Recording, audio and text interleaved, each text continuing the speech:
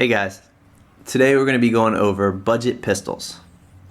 When you do a lot of research online, and if you're a first-time gun buyer and you're looking into, what kind of gun or caliber to purchase, there's a lot of information on YouTube, a lot of stuff in forums. I would encourage you to do your due diligence and find out, what fits you best.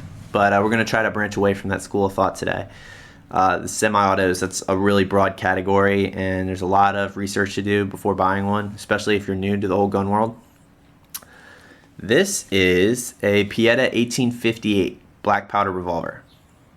Now this thing is fantastic. I just purchased this. I did a lot of research on it, tried to find the best model for me. This one is 44 caliber, and that is not 44 Magnum, but the projectile itself, the conical bullet, it is relatively close in similarity to the 44 Magnum. You're not going to get the same power or anything like that, but it is a pretty large caliber bullet. Now, most revolvers, at least the modern ones, they have a cylinder where you would load the whole bullet through the back, and you'd load each one individually. This one is not like that. This one has little nipples on the back there, you can see, and that's where you would put the caps that would actually fire the projectile, and you would load the projectile itself and the gunpowder through the front of the cylinder. This gun is fantastic, especially for a first-time buyer. If you're not familiar with your state or local laws, I would recommend that you find out what those are, especially pertaining to these.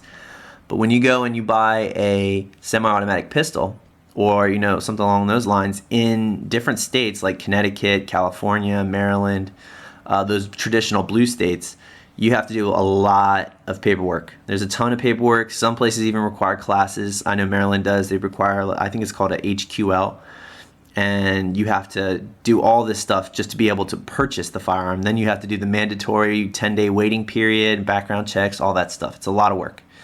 So if you don't live in a red state and you live in Maryland per se, this might be a good option for you. This gun is not considered a gun. According to the ATF, anything pre-1899 is not considered a firearm. This is, if you were to go into Dick's or, Cabela's or Bass Pro Shop, you could buy this like it was a t-shirt or a teddy bear or a pair of boots or anything like that. It's not considered that. So you could just walk out of it same day. And, it is a solid gun. You can hear it. This is all steel. This whole blued part is steel. This gold trigger guard, that's brass. I'm not really sure why they opted for the softer steel, but regardless, it's still a really good gun. It's got these wood finished handles to it. They're really smooth. It feels nice in my hand. There's a lot of different options as far as this gun's concerned. It's really diverse. But this cylinder itself, you can get rid of this one, or you can put it to the side. You can buy ones that are custom made by companies like R&D. I think one's called Howl also, but they make an aftermarket cylinder that comes into two parts, and you can load traditional bullets in it. You can load like 45 long colt or 45 ACP into a gun like this, and it's still legal. No paperwork, no nothing. Now make sure you do your background check, make sure you do your checks on this, check your state and local laws just to make sure.